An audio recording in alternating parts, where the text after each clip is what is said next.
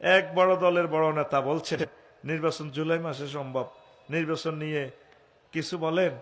জুলাই মাসে সম্ভব, আপনি 30 তারিখ আঙ্গরে 30 ডিসেম্বর যাইবার লাই কইছেন, আমরা গেছি, আপনি নাই। আর নির্বাচন আপনার মুখে শোভা পায় না। 16 বছর আপনি আঙ্গরে মুক্ত করতে পারেন না। ছাত্ররা যেদিন কয় সেদিন নির্বাচন।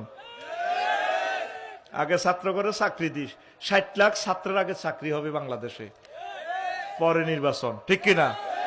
আগে হরণ বন্ধ, আগে যারা নমিনেশন পাইব লেখেন, আমরা হরণ বন্ধ করব, আমরা যানজট মুক্ত বাংলাদেশ গড়ব, প্রত্যেক থানা 5টা কলকারখানা স্থাপন করব, অটো বন্ধ করব, কারেন্টের সঠিক ব্যবহার করব, আর এই থেকে সংসদ থেকে কোরআন সুন্নাহ বিরোধী আইন সব বন্ধ করব, ঠিক কিনা? তারপরে স্কুল কলেজ ইউনিভার্সিটিতে কোরআন সুন্নাহ সিলেবাস ঢুকাবো, প্রয়োজনে 10 মার্ক হোক, ঠিক কিনা? স্টাডিজ পর্যন্ত বন্ধ করছেন কলেজ থেকে।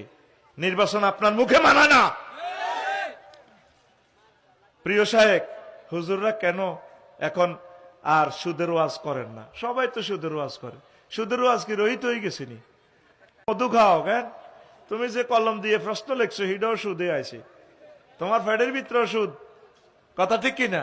হুজুরেরা সবাই সুদের ওয়াজ করতে আছে।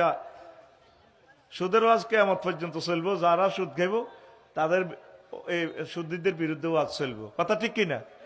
তুমি কি বুঝাও? ইউনুস সাহেবের বুঝাও, গ্রামীণ ব্যাংকের উনি উদ্যোক্তা, কথা ঠিক কিনা? 35 লাখ গ্রাহক এটার মালিক এই ব্যাংকের, আর সব ব্যাংক মধু খায়। হ্যাঁ, কি খায়? মধু খায়। ইসলামী স্টেট কায়েম না হওয়া পর্যন্ত সুদ থেকে মুক্ত হওয়া সম্ভব নয়।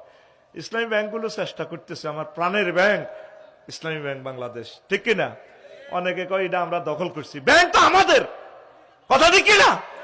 আমাদের পয়সা, আমাদের মেধা, শহীদ মীর কাসিম আলীর এই প্রযুক্তি আমাদের, এটা আমরা কি দখল? এটা তো আমাদের। আমাদের এখানে অবৈধ দখল করছে সেই ইসলামী ব্যাংক বাংলাদেশ, আবার আমাদের হাতে এসেছে, কথা ঠিক কিনা? আবল তাবল কথা বলিও না। দুর্ভাগ্য এই জাতির, 300টা মানুষকে, মুসলমানের পোলাকে আল্লাহ এমপি বানাইলো, কোনদিন একটা পোলা দাঁড়িয়ে বলল না মাননীয় স্পিকার রব্বুল আলামিন আমাদের নোয়াখালীর এ কোরআনে কারিমে, এটা তো নোয়াখালীর কোরআনে কারিম, তাই না? সারা পৃথিবীতে তো একরকম, এন তো আমাদের মসজিদের, নোয়াখালী মসজিদের না ঘোষবাগের। মাননীয় স্পিকার, আল্লাহ জাল্লা শানু নামাজের কথা 84 বার বলেছেন। আমরা যেহেতু 93% মুসলমান এই বাংলাদেশে, আমি বিল উত্থাপন করলাম, স্পিকার অন্তত 10 মিনিট রাষ্ট্রীয়ভাবে নামাজের বিরতি দেয়া হোক। একটা পোলা কয় নাই, ঠিক কিনা? এমনি নির্বাচনের জন্য বহুত ফারাফারি, লাভ কি?